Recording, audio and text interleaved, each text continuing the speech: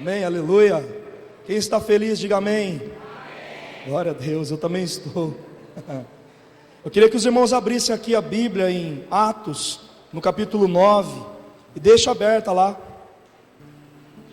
Como o Antônio falou, o pastor não pôde estar aqui, com a pastora, porque eles foram em busca de investimento, para a vida deles.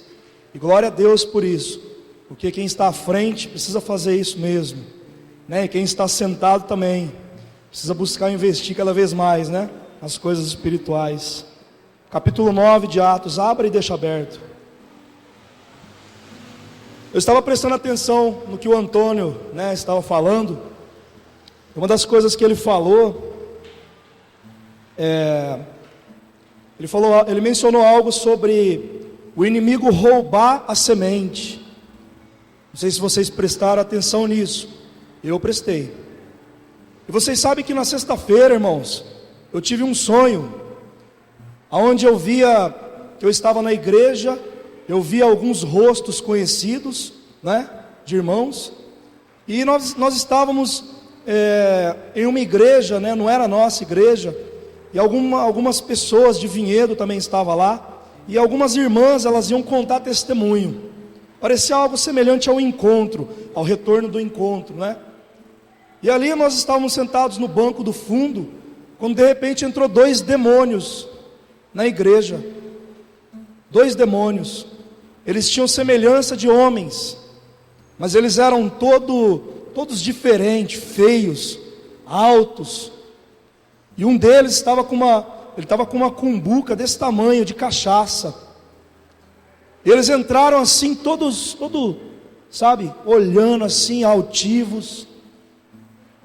E um falou para o outro assim: vamos sentar aqui, vamos atrapalhar esse culto agora. Eu estou falando um sonho que eu tive, irmãos.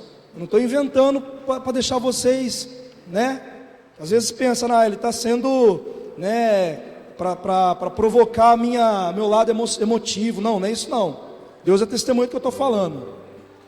Eles sentaram no banco. De repente chegou um irmão, foi tentar expulsar.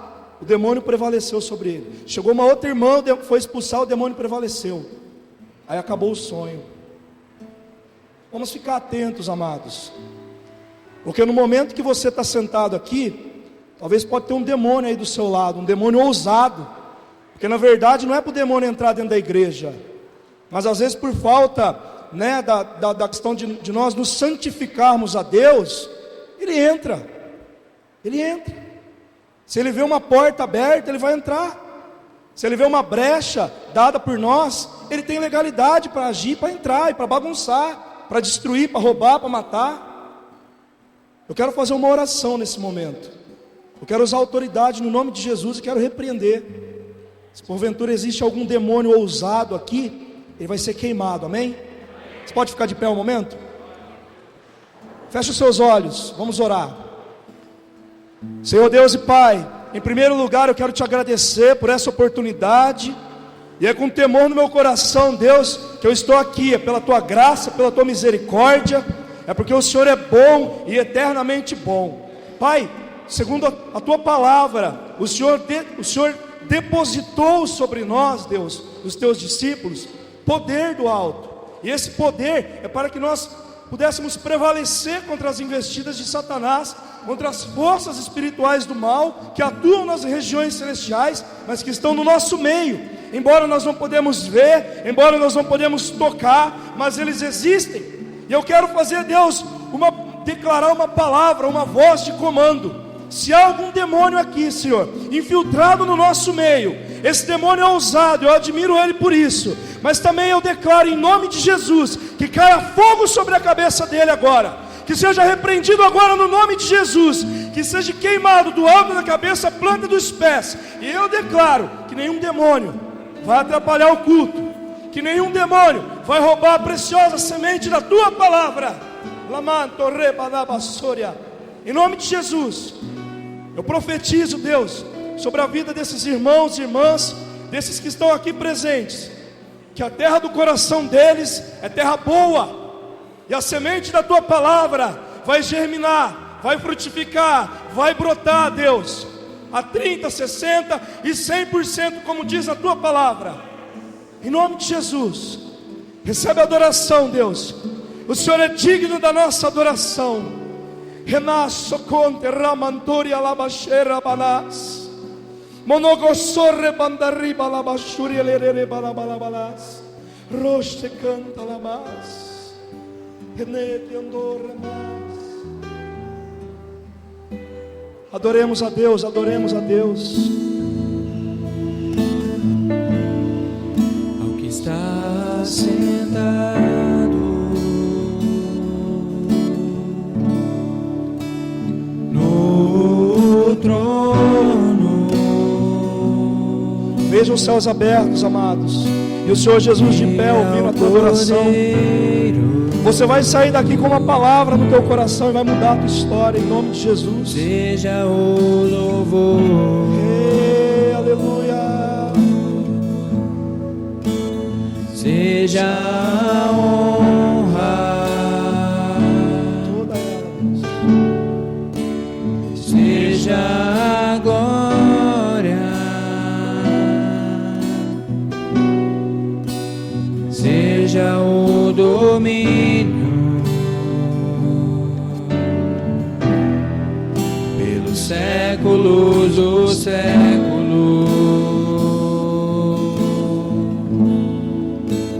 Seja a honra, toda honra, seja a glória, seja o domínio pelos séculos dos séculos. Poderoso Deus,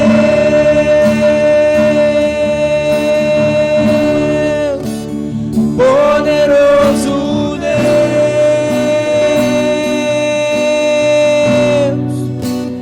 poderoso Deus,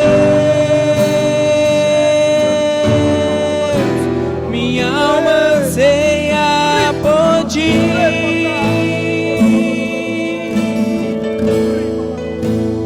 Poderoso Deus,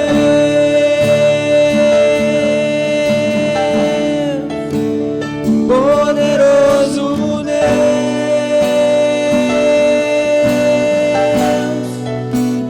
poderoso Deus, minha alma anseia por ti. está sentado. Ao que está sentado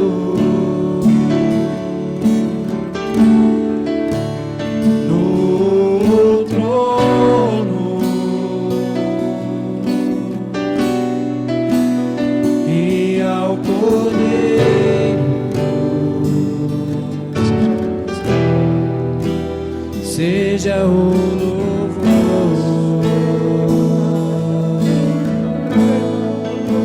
seja a honra, seja a glória, seja o domínio pelos séculos dos séculos. Seja a honra, seja a honra, seja a glória, seja o domínio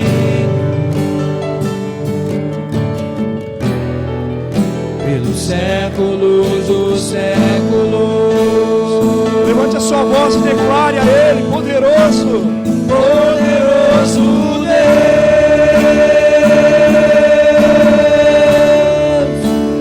poderoso Deus,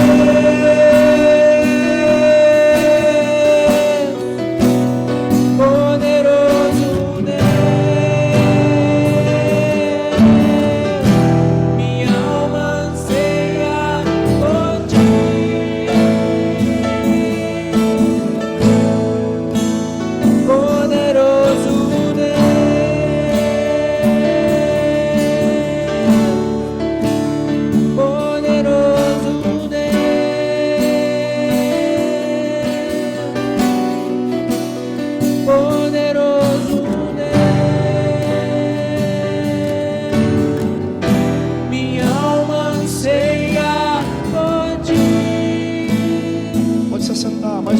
Deus, poderoso Deus, Poderoso Deus,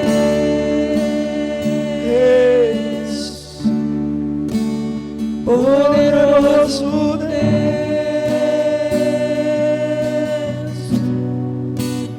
poderoso Deus, minha alma anseia por ti.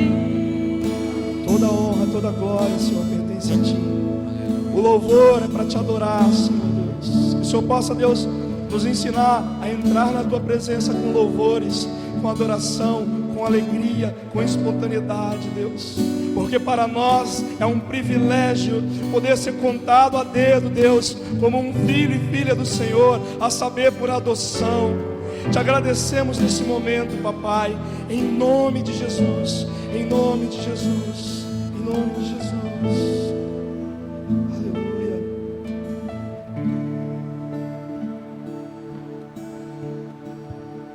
Vamos ler aqui em Atos capítulo 9, irmãos. Aleluia. Saulo, mantendo ainda ameaças de morte contra os discípulos do Senhor, dirigiu-se ao sumo sacerdote e pediu-lhe cartas para as sinagogas de Damasco, a fim de que se encontrasse com algumas daquela seita, quer homens, quer mulheres, os levasse presos a Jerusalém. Aproximando-se ele de Damasco, na sua viagem, de repente o cercou um resplendor de luz do céu, e caindo por terra, ouviu uma voz que dizia: Saulo, Saulo, por que me persegues? E ele disse: quem é, Senhor? Respondeu o Senhor: eu sou Jesus, a quem tu persegues. Agora levanta-te, versículo 6, entra na cidade, e lá te será dito o que te convém fazer. Os homens que iam com ele pararam espantados, ouvindo a voz, mas não vendo ninguém. Saulo levantou-se da terra, e abrindo os olhos, não via nada, coisa alguma. Guiando-o pela mão, conduziram-no para Damasco. E esteve 3 dias sem ver, e não comeu nem bebeu. Havia em Damasco um discípulo chamado Ananias. Disse-lhe o Senhor em visão: Ananias. Ele respondeu: eis-me aqui, Senhor. E disse o Senhor: levanta-te e vai à rua chamada direita, pergunta em casa de Judas por um homem de Tarso chamado Saulo, pois ele está orando. Numa visão ele viu que entrava um homem chamado Ananias, e impunha sobre ele a mão, para que tornasse a ver. Respondeu Ananias ao Senhor no versículo 13: tenho ouvido muita coisa a respeito desse homem. Quantos males tem feito aos teus santos em Jerusalém?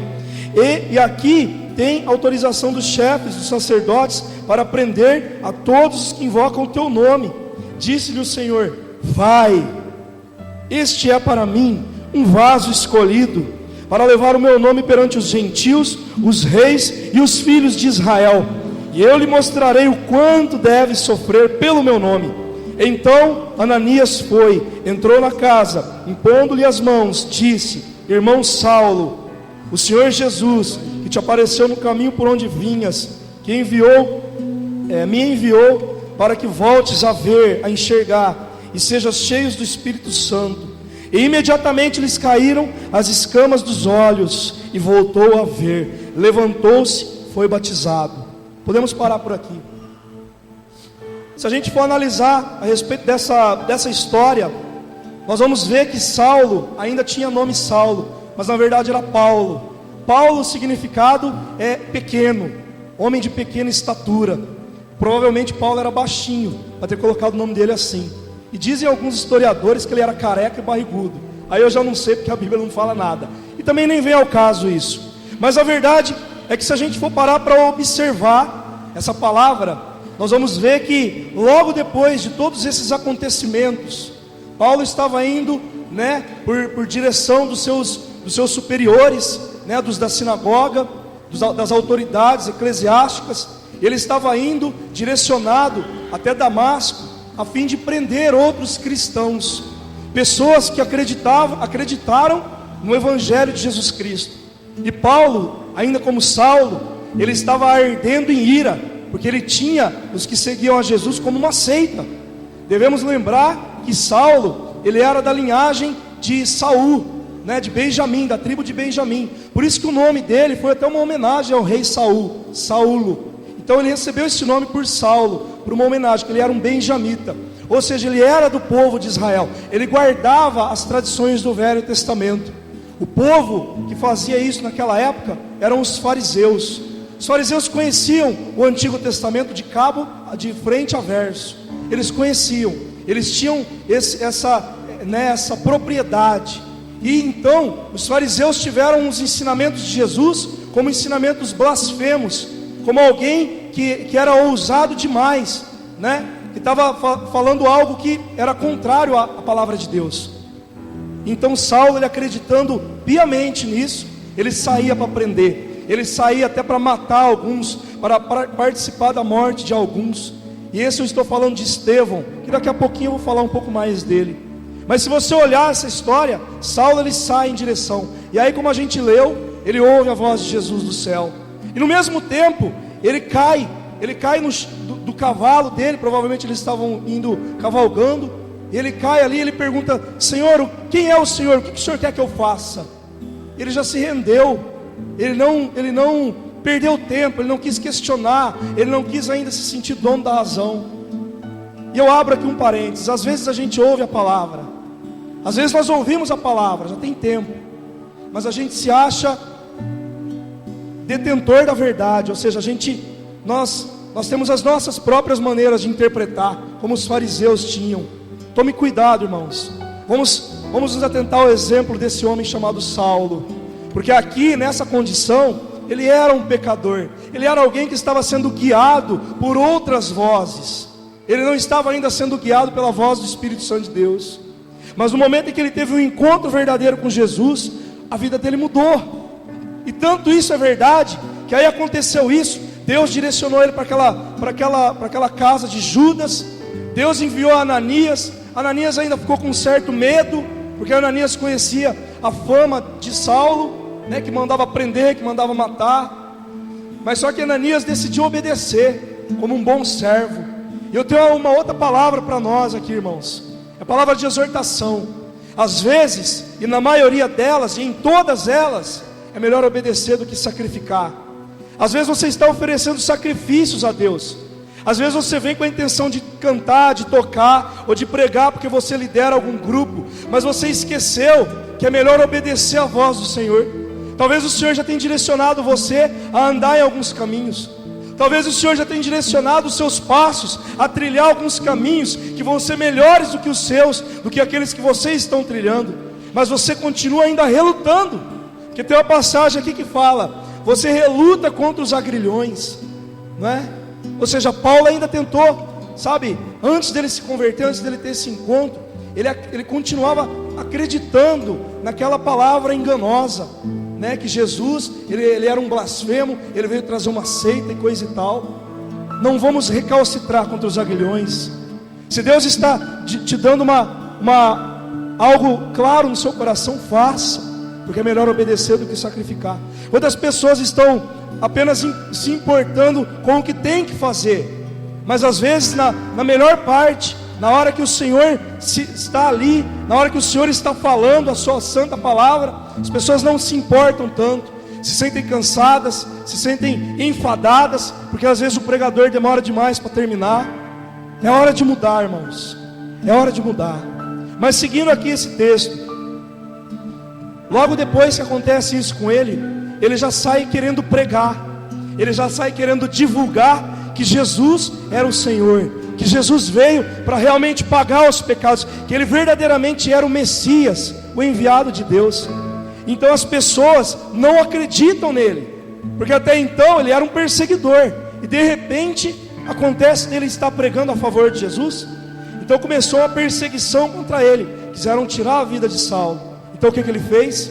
Até por um direcionamento dos apóstolos, ele se retirou por um espaço de tempo, e ali ele foi cheio. Mas o que me chamou a atenção nessa passagem é o fato de que aqui na palavra de Deus está escrito que Saulo, ele ficou com os olhos como se tivessem escamas durante 3 dias. Ele não conseguia enxergar nada. Ele não conseguia enxergar nada. E depois que Ananias foi lá e impôs as mãos sobre ele, o que aconteceu? As escamas dos olhos dele caíram e ele pôde enxergar. O Senhor Deus falou uma palavra no meu coração sobre no que você tem posto os seus olhos. Nós devemos colocar os olhos na cruz. Você pode virar um instante para trás? Você pode dar uma olhada naquele cartaz lá? Você está vendo aquela mão, aqueles escravos entrando naquela mão? É ali, irmãos, que nós devemos fixar os nossos olhos. É ali que nós não podemos, em hipótese alguma, tirar os olhos. Os nossos olhos têm que estar voltados para a pessoa de Jesus Cristo. E agora faça uma análise da sua vida. Você tem colocado os olhos em quê? Você tem colocado os olhos no medo. Você tem colocado os olhos na circunstância que está acontecendo hoje, agora na sua vida.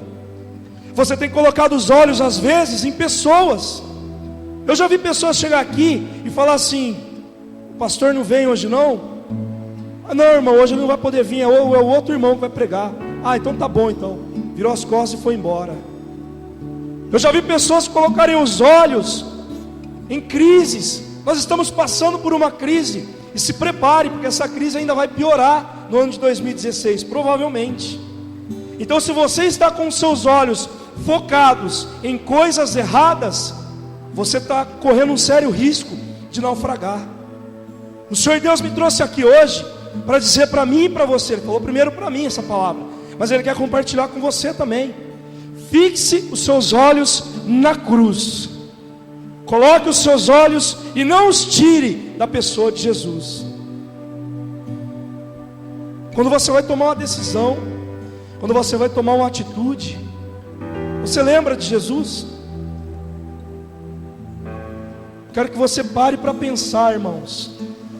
Você vai sair daqui hoje com uma convicção diferente. Em nome do Senhor Jesus, você vai sair daqui hoje determinado a fazer o que o Senhor está falando para você fazer. Não importa se você tem 50 anos de fé, não importa se você tem títulos, não importa se você começou a frequentar a igreja hoje. Coloque os olhos na pessoa de Jesus. O Senhor tem se entristecido com muitos dentro da igreja.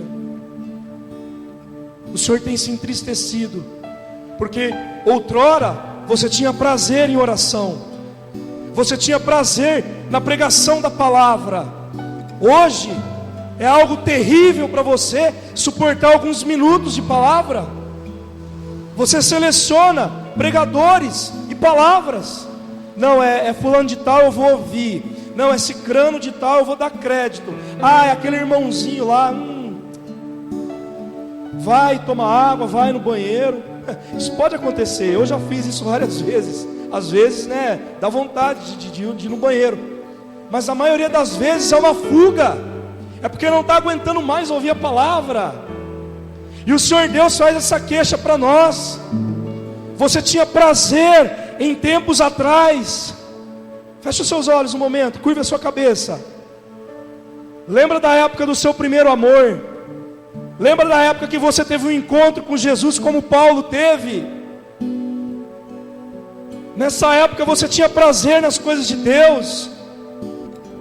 Nessa época você não via a hora de estar na casa de Deus, de estar em uma casa de oração. Você não via a hora de contar um testemunho, ou de se apresentar diante de Deus com seus dons. Mas hoje você está estagnado, estagnada. E o Senhor diz para você: filho, filha, eu quero te trazer um renovo nessa noite. Os seus olhos vão ser abertos outra vez, para que você coloque os olhos em mim e não tires mais. Você crê nisso? Diga um glória a Deus. Glória a Deus. Aleluia. E o Senhor tem me constrangido com essa palavra nessa semana. E aí eu comecei a meditar, eu comecei a orar a Deus, pedindo uma confirmação. E o Senhor confirmou essa palavra no meu coração. E eu também lembrei da história de um homem chamado Charles Spurgeon. Ele foi contado como um dos heróis da fé. Tem até um livro, Heróis da Fé, eu tenho esse livro. Ali narra a história de 20 homens que literalmente fizeram a diferença no tempo em que eles viveram.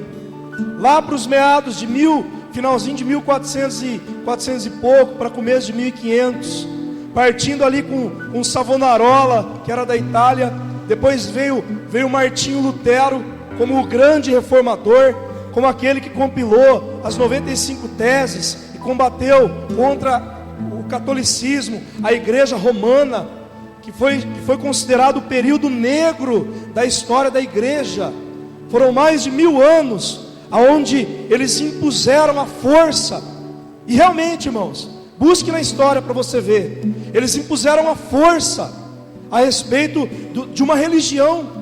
Quem não se colocasse debaixo daquela religião, daquele jugo, era considerado como um herege.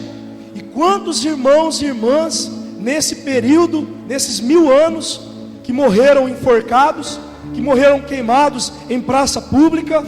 Havia situações onde ruas se banhavam de sangue, porque pessoas não se dobraram diante dessa religião imposta por homens. Então vieram esses homens. Martinho Lutero, um alemão, ele se posicionou. Ele estava estudando para ser padre, mas ele teve uma revelação do Espírito Santo, aonde a salvação ela vinha pela graça e não por meio de obras. Então ele tomou uma decisão no coração dele de combater contra aquele ensinamento distorcido. E ele fez isso. E houve-se então, a partir dele, o período da grande reforma protestante. O termo protestante, ele tem que ser trazido de novo para os nossos tempos. Sabe qual é a religião que mais cresce hoje no Brasil? É a religião evangélica. Hoje em dia está na moda falar que é evangélico. Quando alguém vem perguntar qual é a sua religião, se você é evangélico, eu não falo que eu sou evangélico. Eu prefiro falar que eu sou filho de Deus. Eu prefiro falar que eu sou protestante, que eu sou alguém que prega contra o pecado. Porque falar que é evangélico está na moda. Quantos evangélicos já somam mais de 25% da população brasileira, que é 200 milhões.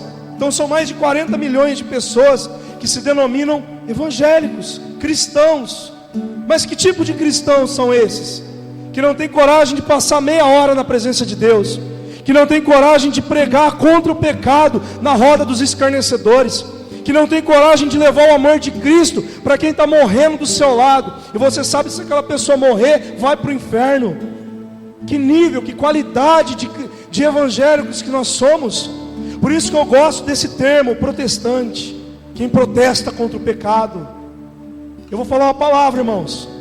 Às vezes você vai encontrar guerra dentro da sua casa, porque às vezes o seu marido, ou a sua esposa, ou os seus filhos não querem ser protestantes, não querem olhar para a cruz de Cristo.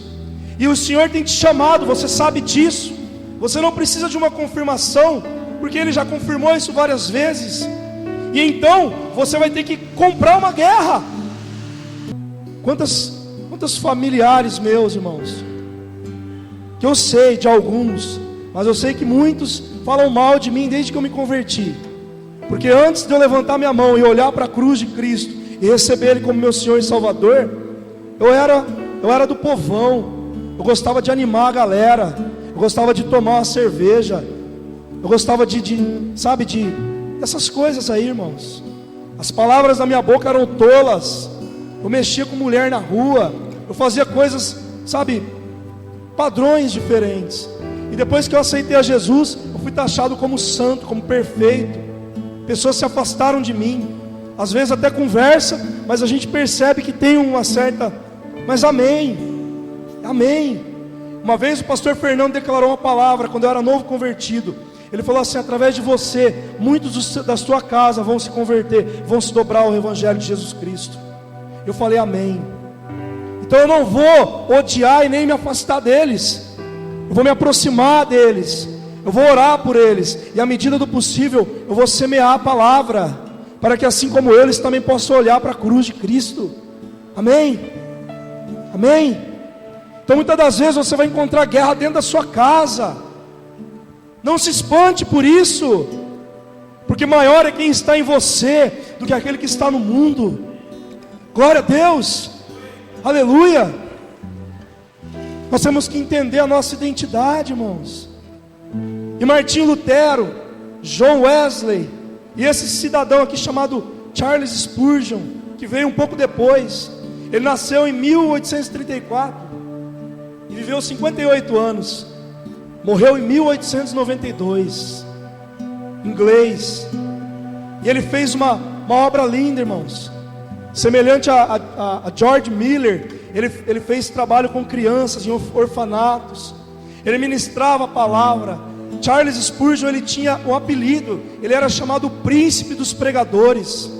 Ele foi considerado, o homem tinha um chamado na palavra, ele tinha uma eloquência como poucos.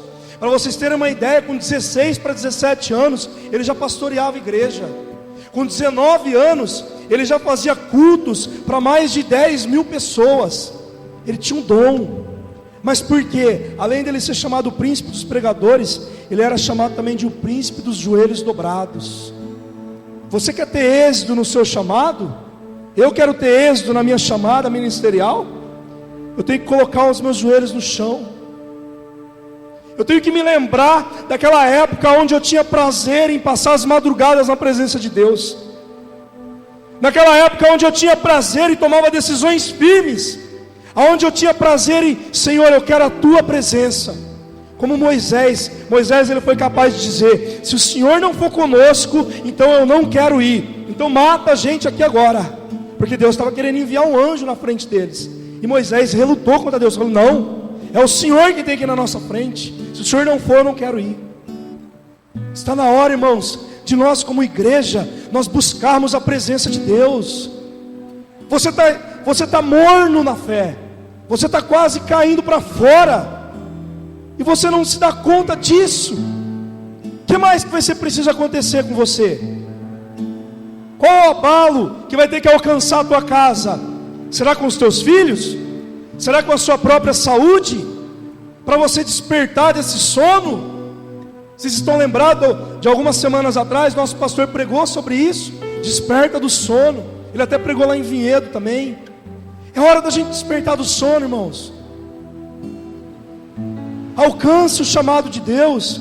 Descubra a tua filiação em Deus. Você é filho, eu sou filho.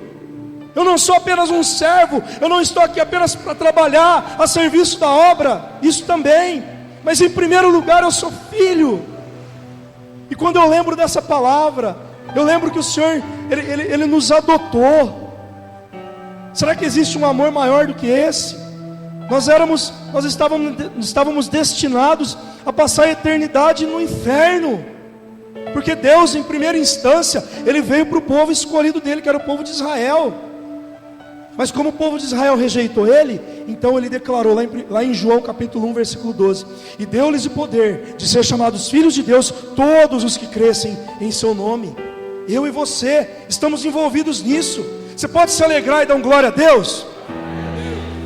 Todas as vezes que a tristeza querer bater a porta do seu coração e querer ficar, não aceite, porque você é um privilegiado, você é filho de Deus. Jesus, Ele pagou um alto preço por você. Você sabia que aquele cravo lá que pregou as mãos e os pés de Jesus, ele media 17 centímetros?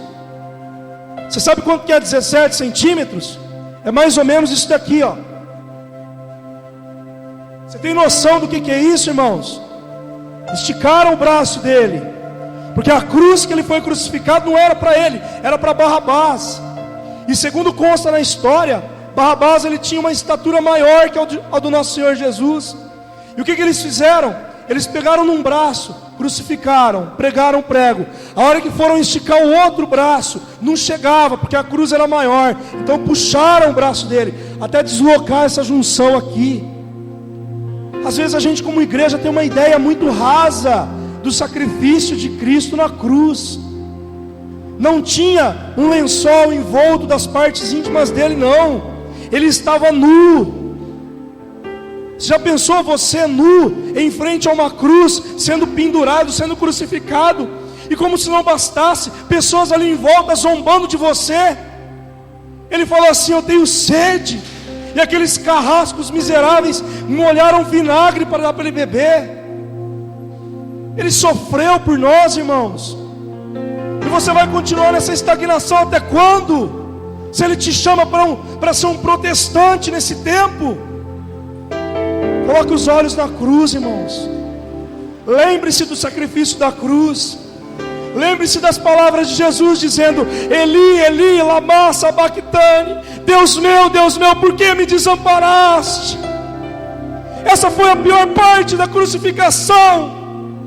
Não foi a coroa de espinhos que perfurou a cabeça dele, não foram os pregos de 17, não foram as chibatadas que ele recebeu.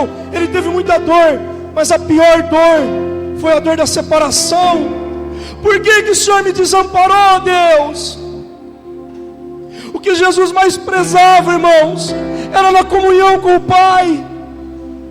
Eu e você não damos valor na comunhão com o Pai.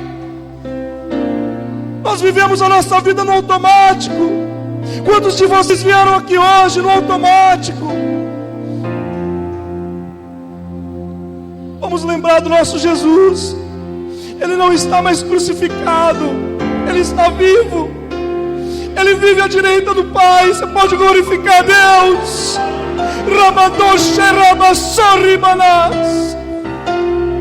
Obrigado, Jesus, obrigado. O Senhor está sentado no alto e sublime trono.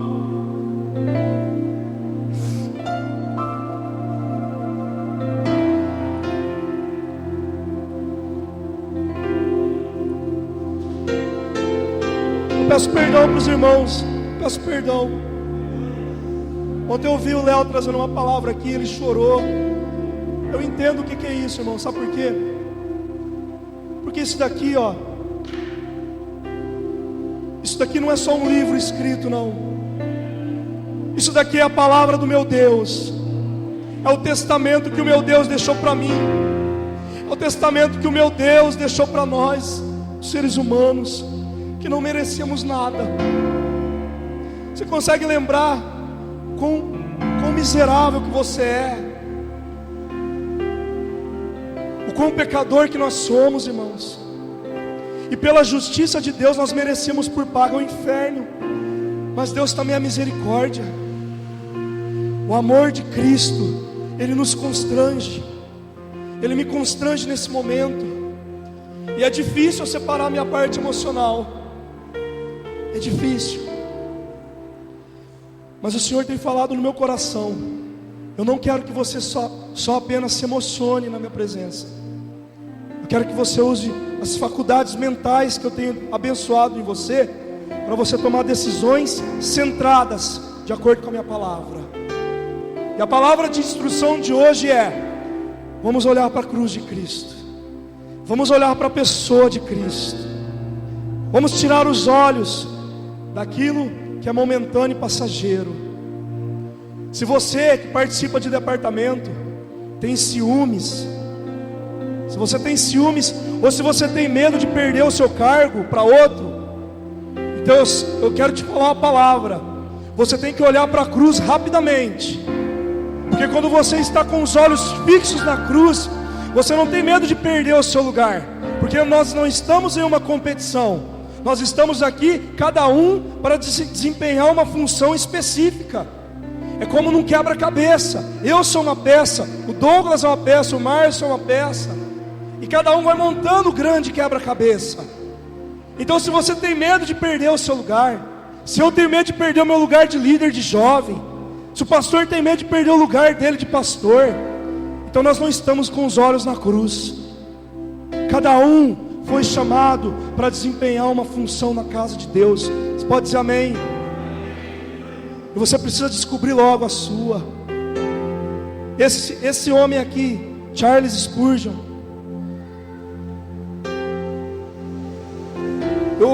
eu achei interessante a história dele. Eu estudei um pouco sobre a biografia dele.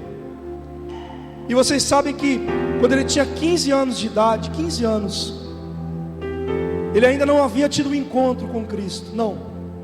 Mas ele ansiava por aquilo.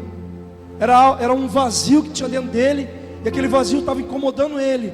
E ele sabia que ele lia a respeito da literatura dos que já tinham vindo antes dele, né? Desses personagens que eu citei o nome, lá dessa época aí. Ele lia a Bíblia, mas ele ainda não havia tido um encontro com Deus. E com 15 anos de idade, ele se colocou diante de Deus em oração. Mas oração que demorou meses. Oração, todos os dias ele orava. Ele clamava para aquele encontro acontecer. E diz que num dia ele foi a um culto, convidado por um amigo dele.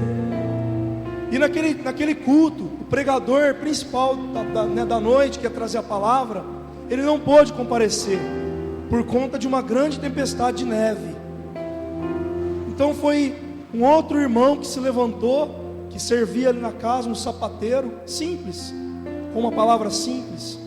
E ele se levantou e foi até lá pregar a palavra. Sabe aonde que ele pregou? Você pode abrir a sua Bíblia aqui em Isaías 45, no versículo 22. Todo mundo achou? Amém?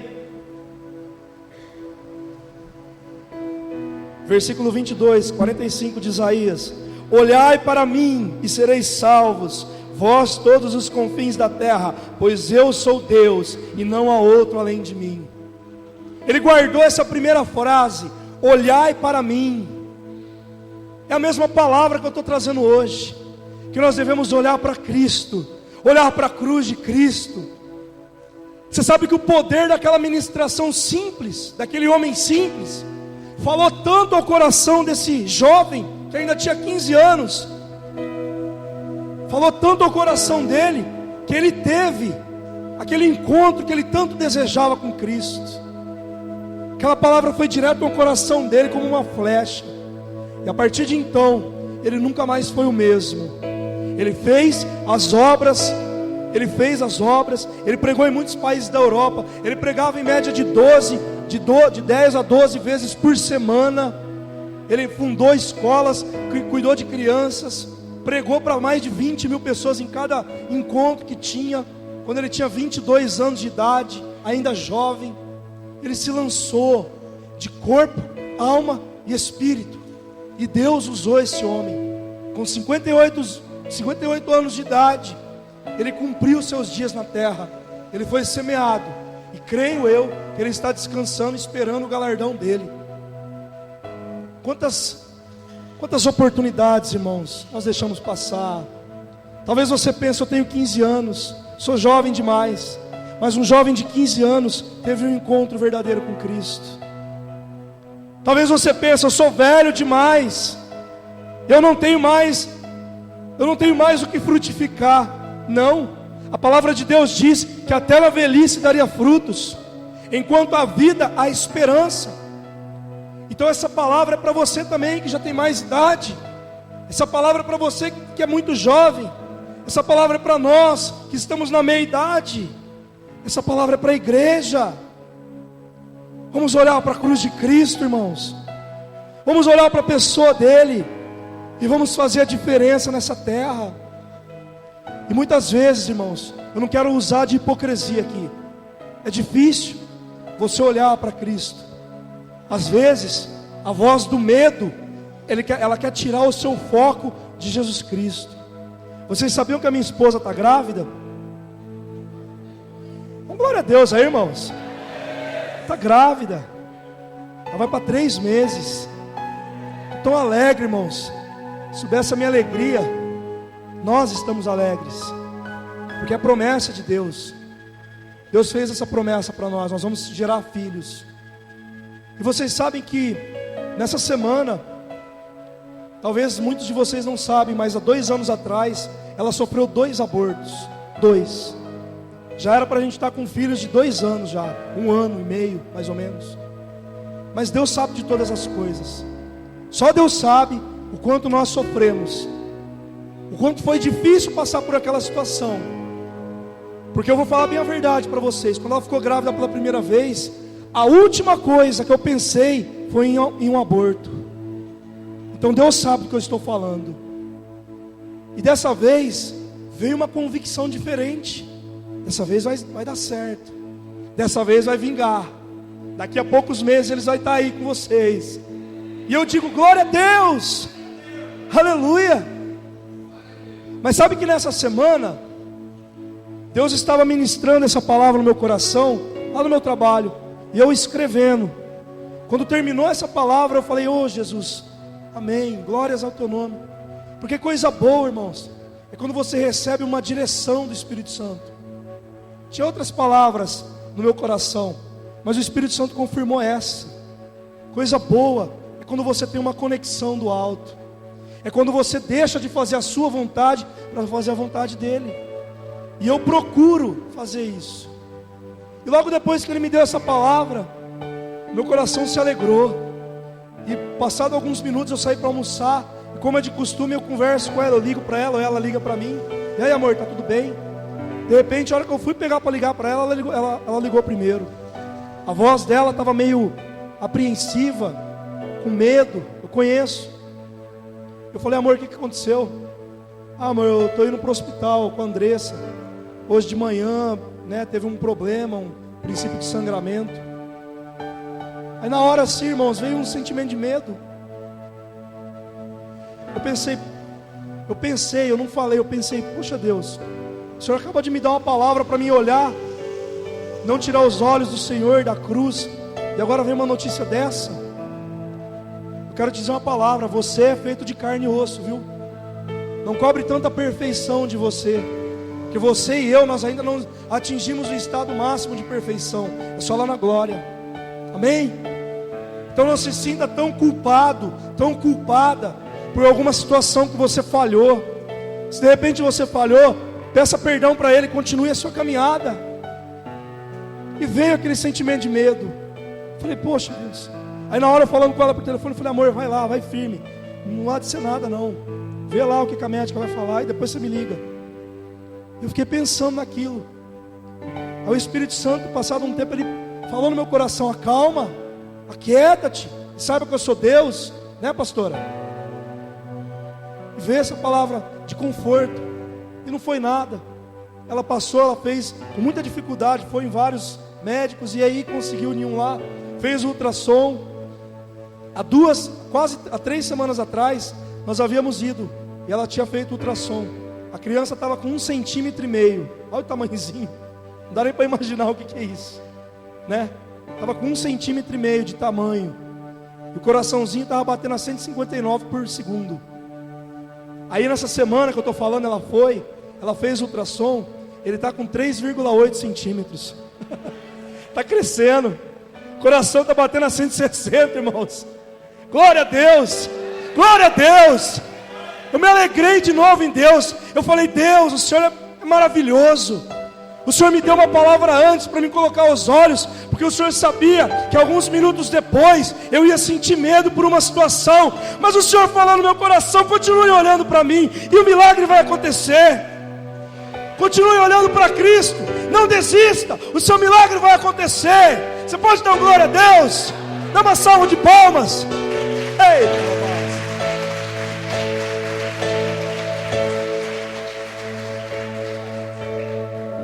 Eu não posso deixar de me lembrar de mais um personagem, Estevão. Nós lemos, a gente falou alguma coisa a respeito de Paulo. E se você olhar 2 capítulos antes, no capítulo 7, você vai ver um jovem que era diácono. Ele foi estabelecido como diácono, chamado Estevão. E diz a palavra lá no capítulo 7 de Atos, que Estevão era um homem cheio do Espírito Santo e cheio do poder de Deus. E ele começou a utilizar esse poder, a liberar esse poder para as pessoas. Ele pregava, ele usava de uma autoridade que poucos tinham. E além disso, ele fazia muitos sinais acontecer. Pessoas eram curadas de enfermidades, demônios eram expulsos. E por causa disso, esse jovem, ele chamou a atenção de uma forma negativa pelos fariseus, aqueles mesmo do grupo de Paulo, né? E eles ficaram com ódio desse jovem, mandaram prender ele. Mas antes disso, ele começou a falar, desde lá da onde Deus fez a promessa a Abraão. Ele começa a discorrer com toda a propriedade, com todo o conhecimento que alguém poderia ter. Ele começa a discorrer, desde lá de Abraão, vai passando por Jacó, vai passando por Isaac, vai passando pelas 12 tribos, vai passando por Moisés. Ele começa a falar para aqueles fariseus, e no final ele termina dizendo: e vocês são semelhantes ao povo da época dos nossos pais, que não criam nessas promessas, que não acreditavam quando estavam no Egito, no deserto. Vocês são um coração duro. Ele começa a trazer uma palavra uma palavra firme, uma palavra dura. Logo depois disso, dizem que eles ficaram com tanta raiva de Estevão, que eles rangiam os dentes, e eles foram todos em cima de Estevão. Eles pegaram pedras nas mãos, e eles foram para apedrejar Estevão, e assim eles fizeram. Mas antes, Estevão falou assim: eis que eu vejo os céus abertos, e eu vejo o meu Jesus de pé, à destra do Pai. E quando eles começaram a apedrejar Estevão gritou: não impute sobre eles esse pecado, recebe o meu espírito. Ele foi contado na Bíblia, no Novo Testamento, como o primeiro mártir, ou seja, a primeira pessoa que deu a sua própria vida em prol da causa que acreditava. Irmãos, eu não posso deixar de falar isso de novo. Homens como Estevão que deram a vida, pessoas ali do outro lado, ali do Oriente Médio, que estão sendo decapitadas, que estão sendo presas em gaiolas, estão ateando fogo nessas pessoas. Eu estou falando do Estado Islâmico, pessoas que estão decapitando, arrancando o pescoço, estão falando: nega a essa religião, esse Cristo, o povo da cruz. Eles chamam a gente do povo da cruz. Nega eles e aceita o Islã como sua religião, e você vai ser poupado da sua vida.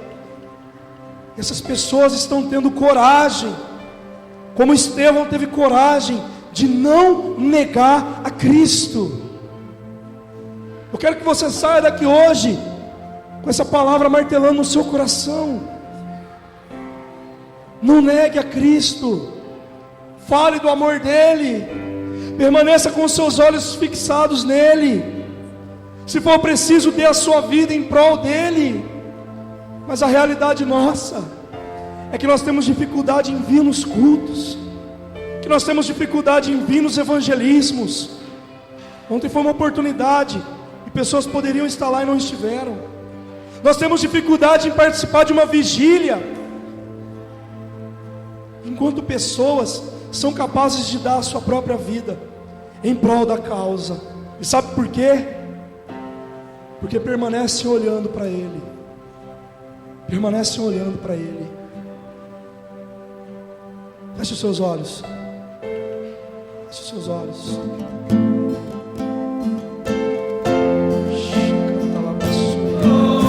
Pela cruz me chamou, gentilmente me atraiu, e eu sem palavras me aproximo, quebrantado o seu amor.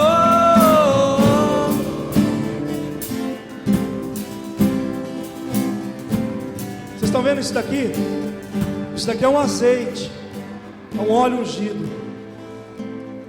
Davi, lá no Salmo 119, no versículo 18, ele fez uma oração. Ele disse assim: Deus, desvenda os meus olhos, para que eu contemple as maravilhas das tuas leis. Eu quero fazer um apelo para você.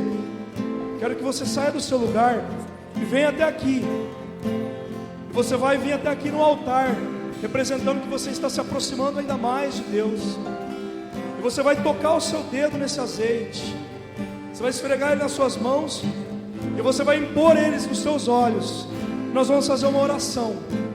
Se de repente existem escamas nos teus olhos, elas vão cair, e você vai se aproximar mais do altar de Deus. Você vai começar a olhar com mais nitidez para a cruz de Cristo. Amém? Vamos fazer isso? Então quem se considera que precisa disso, quero que você saia do seu lugar e venha aqui e toque. Você vai voltando para o seu lugar. Impressionante é o